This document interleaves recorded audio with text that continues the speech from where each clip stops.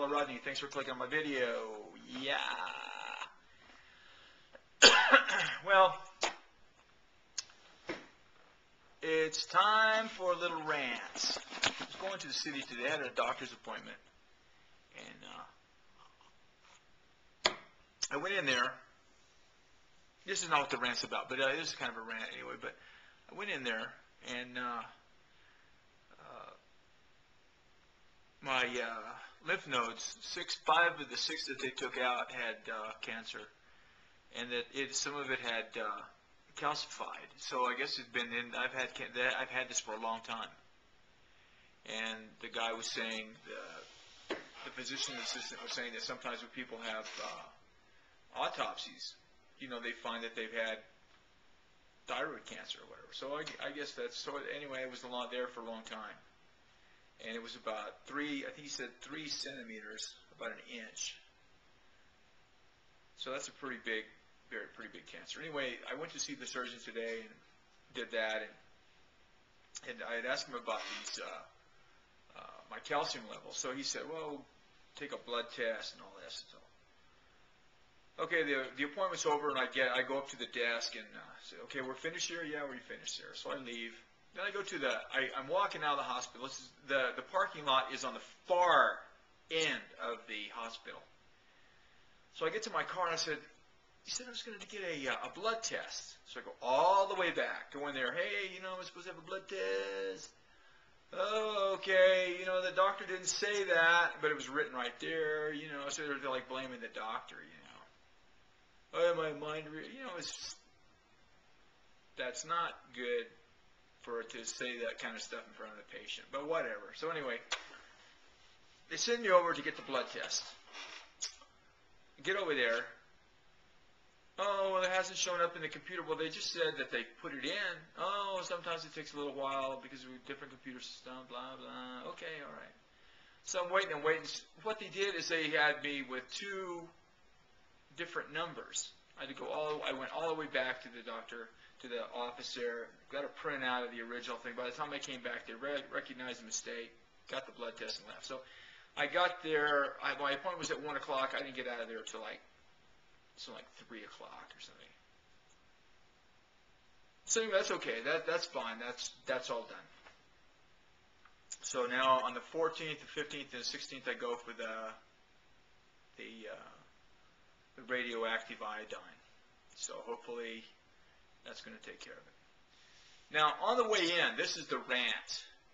On the way in, there's some things that people that have been watching my videos, you may know a little bit about. One of the things that I do have a big problem with is the Walt Disneyfication of the United States, of the world, actually. Where every little, they'll make a movie about a mice in the kitchen.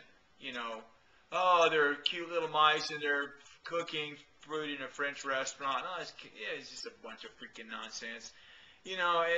Dogs everywhere and kitty cats and freaking, elephants and lions and all kinds of stuff, and it turns these creatures into people.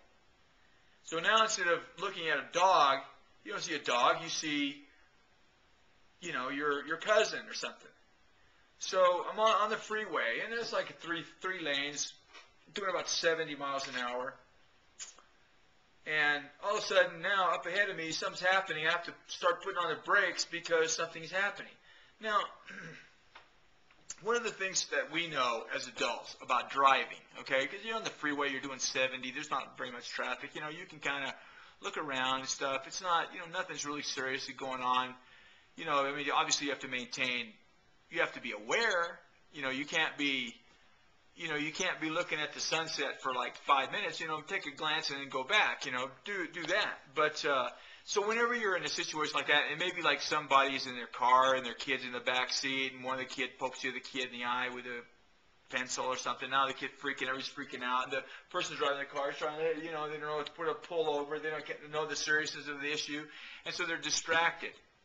Well, it's a good thing I wasn't distracted today, because right up in front at about 70 miles an hour, I'm having to start to apply the brakes, because now we've got a situation where there's some cars pulled off of the freeway.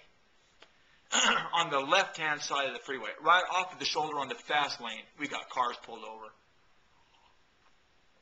And why are these cars pulled over?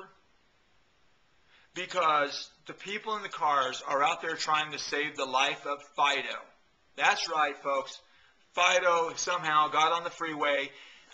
Now we have people putting themselves in danger, putting their own lives in danger, with cars whizzing by at 60, 70 miles an hour, trying to save a freaking Fido. Putting the lives of people in jeopardy that are behind. Like if I would have been some parent trying to deal with a kid or something like that, and everything was going fine, I'm going to do it at 70, I slow down at 65, I'm dealing with a kid, and then I turned around and then I'm right slam into the back of this car. Could have killed somebody in the car, could have killed the passenger, you could have killed it could have hurt people, put them in the hospital, all kinds of stuff. All because people think, for some reason, that dogs are people. Dogs are not people.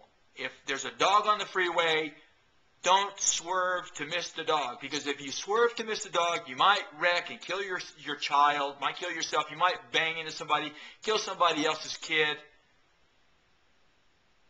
It's not like they're endangered species, okay? Wake up, people. It ain't Disney. It's a freaking dog on the freeway.